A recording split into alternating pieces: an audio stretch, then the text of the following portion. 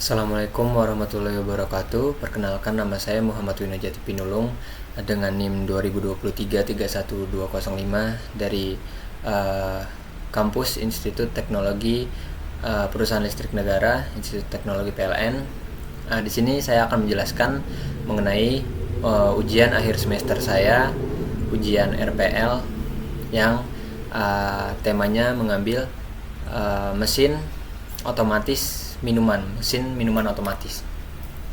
Jadi pada jawaban nomor 2 poin pertama mengenai entitas atau aktor yang terlibat beserta fungsinya, saya memiliki 3 entitas, yaitu pelanggan, mesin penjual minuman, serta server pusat.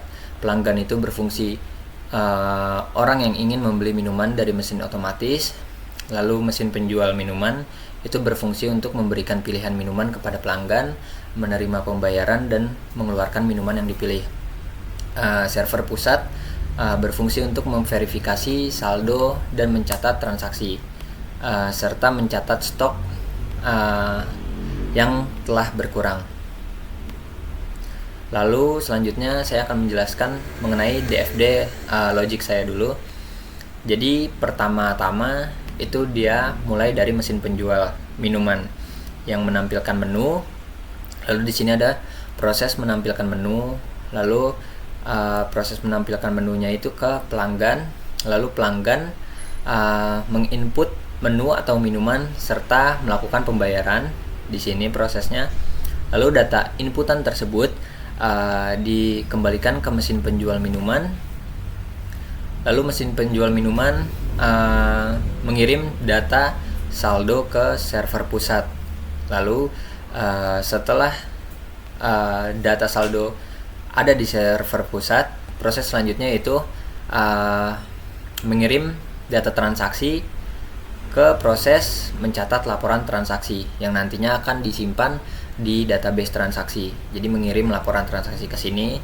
Lalu dari proses ini juga mengembalikan data jumlah dan status verifikasi transaksi, lalu diverifikasi saldonya, yaitu verifikasi data saldo, serta mengembalikan lagi hasil verifikasinya. Kemudian proses yang terakhir yang dimiliki oleh server pusat yaitu mengupdate stok minuman. Jadi mengirim data pesanan ke sini, lalu mengupdate stok minuman, lalu mengirim data stok terbaru. Dan data stok terbaru otomatis akan mengupdate database stok minuman yang sebelumnya. Lalu dari sini mengirim data stok minuman terbaru ke mesin penjual. Lalu setelah dikonfirmasi oleh mesin penjual akan melanjutkan proses, yaitu proses mengeluarkan minuman. Lalu mesin penjual akan mengeluarkan minuman yang diminta oleh pelanggan. Kurang lebih itu adalah DFD logiknya. Lalu DFD fisiknya kurang lebih seperti ini. Hanya perbedaan perjalanan datanya saja. Dari mesin penjual mengirim data stok minuman, yaitu yang akan ditampilkan nanti di pelanggan. Lalu pelanggan mengirim ID pelanggan. ID pelanggan ini berisikan nama pelanggan serta pembayaran. Lalu di proses ini ditransfer lagi ke mesin penjual minuman yang berisi ID pelanggan serta ID minuman yang telah dipilih oleh pelanggan. Lalu dari mesin penjual minuman transfer lagi ID pelanggan serta ID minuman ke server pusat. Lalu ID pelanggan ditransfer ke database transaksi sebelumnya melewati proses catat transaksi. Lalu dikembalikan jumlah serta statusnya. Lalu status dan jumlah serta ID pelanggan diverifikasi dulu, yaitu diproses verifikasi saldo. Lalu statusnya dikembalikan lagi. Lalu minuman yang tadi, ID minuman yang tadi akan di-update di database stok minuman. Jadi kurang lebih seperti itu. Lalu dari sini dikembalikan lagi ke mesin penjual, lalu memproses untuk mengeluarkan minumannya. Selanjutnya yaitu kamus data. Kamus data ini saya bagi menjadi 3 bagian. Yang pertama yaitu entitas eksternal, lalu ada proses, serta database atau data store. Pada entitas eksternal, seperti yang saya jelaskan awal tadi, saya memiliki 3 entitas eksternal, yaitu pelanggan, mesin penjual minuman, serta server pusat. Pelanggan ini berfungsi untuk pelanggan ini adalah individu yang membeli minuman dari mesin. Terus data yang terlibat dari entitas eksternal itu adalah entitas eksternal pelanggan adalah pilihan minuman serta pembayaran. Lalu yang kedua yaitu mesin penjual minuman, yaitu mesin otomatis yang menampilkan menu dan mengeluarkan minuman.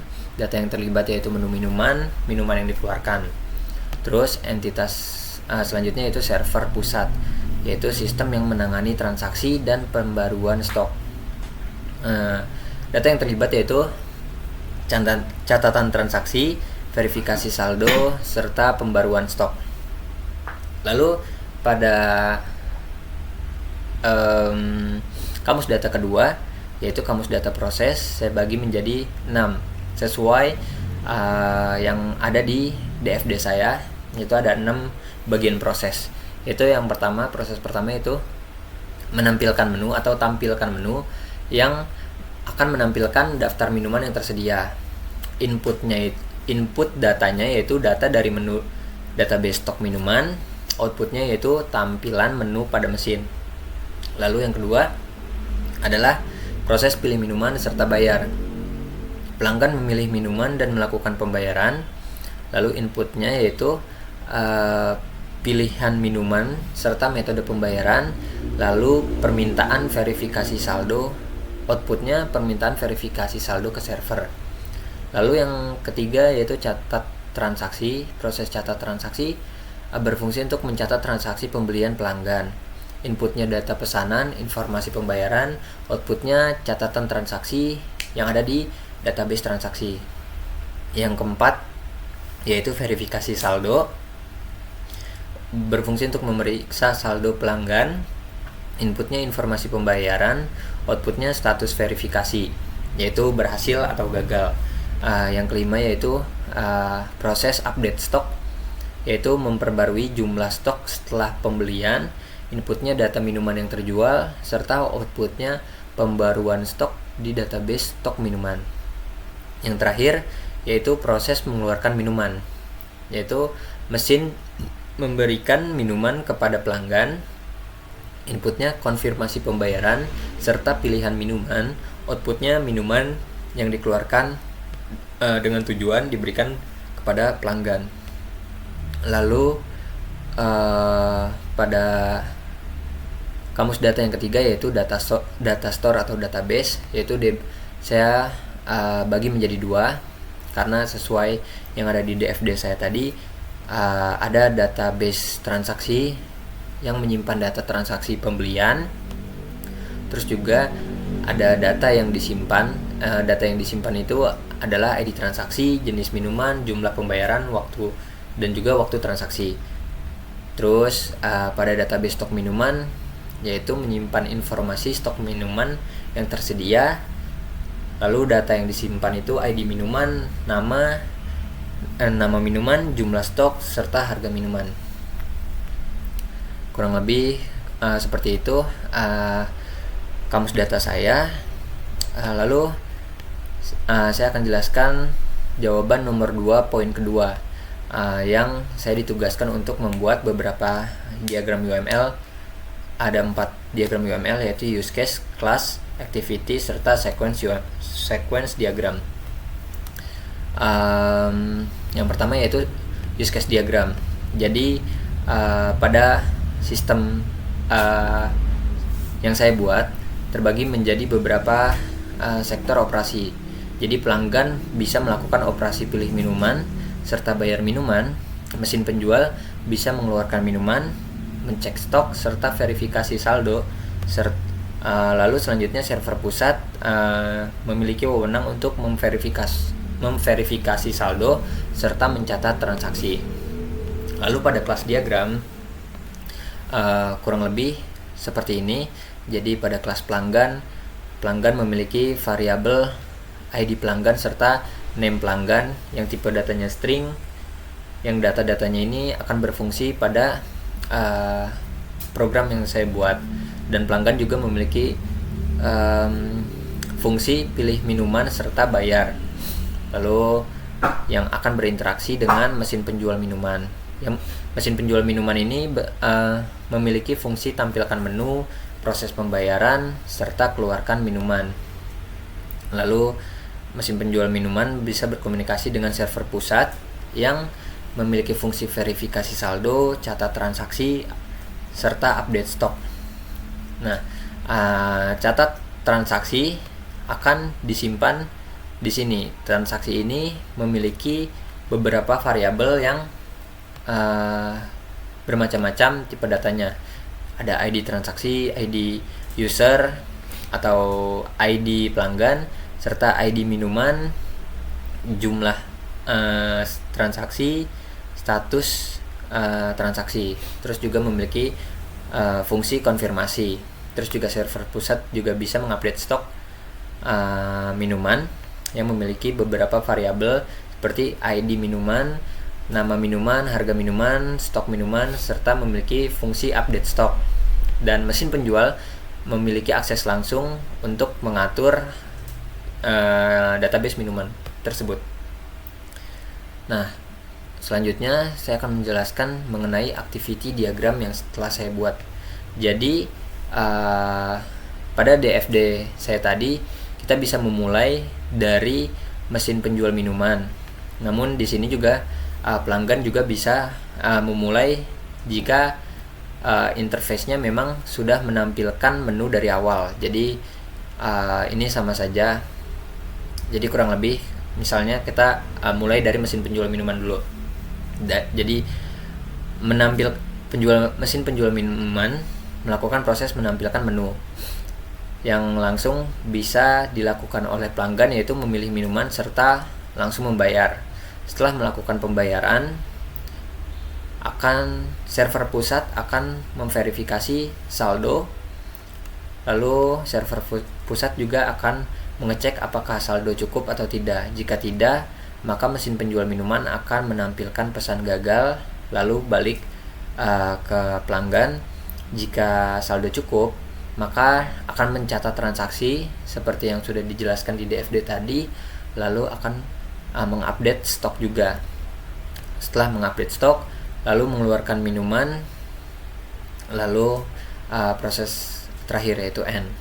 Kurang lebih seperti itu. Terus pada sequence diagram yang saya buat yaitu kurang lebih seperti ini, yaitu proses pertama pilih minuman, pelanggan pilih minuman pada mesin penjual, lalu mesin penjual membalikan atau menampilkan menu ke pelanggan, lalu pelanggan bayar, lalu mesin penjual memverifikasi saldo ke server pusat. Nah, ini adalah sebuah sesi di mana ada kondisi. Jadi misalnya kondisi saldonya cukup akan menggunakan sesi yang sini, lalu kalau misalnya saldo tidak cukup akan menggunakan sesi yang ini. Jadi misalnya verifikasi saldo, server pusat sudah memverifikasi saldo terverifikasi, lalu akan mencatat transaksi di sini ke database transaksi, juga akan mengupdate stok ke database minuman. Lalu mesin penjual akan mengeluarkan minuman. Ya, kurang lebih seperti itu. Nah, jika tidak cukup, mesin penjual akan menampilkan pesan gagal. Kurang lebih seperti itu. Nah, selanjutnya adalah jawaban nomor 2 poin ketiga, yaitu contoh interface. 3 contoh interface yang saya buat di sini, yaitu ada yang pertama contoh interface yang lengkap. Jadi pada contoh pertama memiliki tampilan awal sebelum ada user yang berinteraksi dengan mesin penjual minuman. Jadi ini adalah tampilan awal. Setelah kita mengklik fungsi tombol ini, akan muncul tampilan ini, yaitu tampilan pilihan minuman. Lalu setelah klik tombol payment, setelah kita memilih minuman yang kita pilih, setelah kita klik tombol payment akan muncul halaman seperti ini yang kita akan suruh untuk memasukkan nama serta ngetap kartu kredit card atau debit card atau mungkin e-money juga. Lalu contoh interface kedua yaitu tidak memiliki tampilan awal. Jadi pada contoh kedua, mesin penjual minuman langsung menampilkan menu minuman. Jadi seperti ini. Jadi tampilannya yaitu bisa diklik, ada fungsi tombol slide ke samping untuk memilih minuman, serta langsung ke fungsi tombol payment yang akan diarahkan sama seperti pada halaman yang di atas. Lalu contoh interface ketiga yaitu simple. Contoh ketiga yaitu tampilan mesin penjual minuman langsung menampilkan menu dan juga pembayaran. Jadi di sebelah kiri adalah menu pilihan minumannya, lalu sebelah kanan adalah menu untuk membayarnya. Jadi kurang lebih seperti itu. Nah, ini ada beberapa output verifikasi saldo. Jadi ada satu output menunggu saat proses verifikasi saldo berjalan, dan ada dua kondisi di mana jika pelanggan tidak memiliki saldo yang cukup dan jika pelanggan memiliki saldo yang cukup. Jadi ini adalah output pada saat pelanggan menunggu proses verifikasi saldo. Lalu ini adalah jika pelanggan memiliki saldo yang cukup, dan gambar yang terakhir adalah jika pelanggan tidak memiliki saldo yang cukup. Nah, selanjutnya adalah jawaban nomor 2 poin keempat, yaitu rencana pengujian. Saya sudah bagi menjadi beberapa pengujian, yaitu ada pengujian fungsional, bertujuan untuk memastikan bahwa setiap fungsi sistem bekerja sesuai spesifikasi. Metode yang saya gunakan biasanya yang saya akan gunakan yaitu verifikasi menu, yaitu memastikan menu minuman ditampilkan dengan benar, lalu validasi pilihan dan pembayaran, yaitu menguji apakah sistem dapat menerima pilihan minuman dan memproses pembayaran dengan benar. Lalu proses verifikasi saldo, yaitu memeriksa apakah sistem memvalidasi saldo pelanggan dan memberikan respon yang tepat. Lalu terakhir yaitu pengeluaran minuman, yaitu menguji apakah minuman yang dipilih benar-benar dikeluarkan oleh mesin. Lalu pengujian yang kedua yaitu pengujian non-fungsional. Tujuannya itu mengevaluasi aspek performa, keamanan, dan kegunaan sistem. Metode yang digunakan yaitu menguji performa, yang berarti mensimulasikan jumlah transaksi tinggi untuk memastikan sistem tetap responsif. Lalu menguji keamanan, itu untuk memastikan sistem melindungi data pembayaran dan saldo pengguna. Lalu uji kegunaan yaitu evaluasi antarmuka pengguna untuk memastikan kemudahan penggunaan. Lalu ada yang ketiga yaitu pengujian integrasi dengan tujuan untuk memastikan semua komponen dari mesin, server pusat, serta database berfungsi dengan baik secara bersama-sama.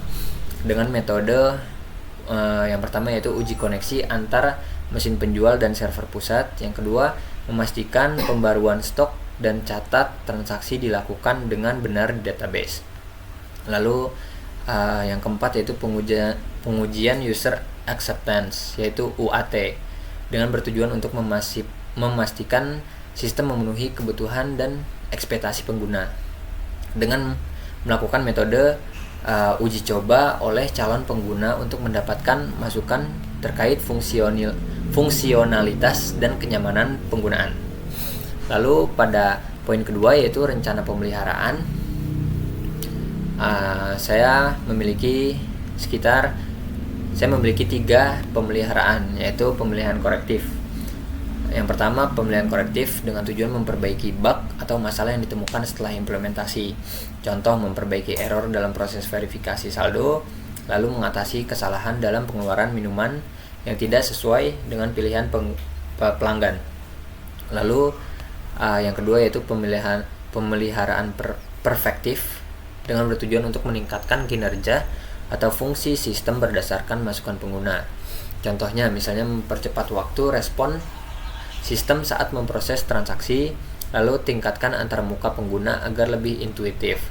Lalu yang terakhir yaitu pelatihan pengguna dengan tujuan memberikan panduan kepada pengguna untuk mengoperasikan sistem dengan benar dengan metode menyediakan manual pengguna atau manual book serta memberikan pelatihan singkat untuk pengguna baru. Mungkin sekian dari presentasi saya terkait ujian akhir semester RPL. Kurang lebihnya mohon maaf. Wabillahi taufiq wal hidayah. Wassalamualaikum warahmatullahi wabarakatuh.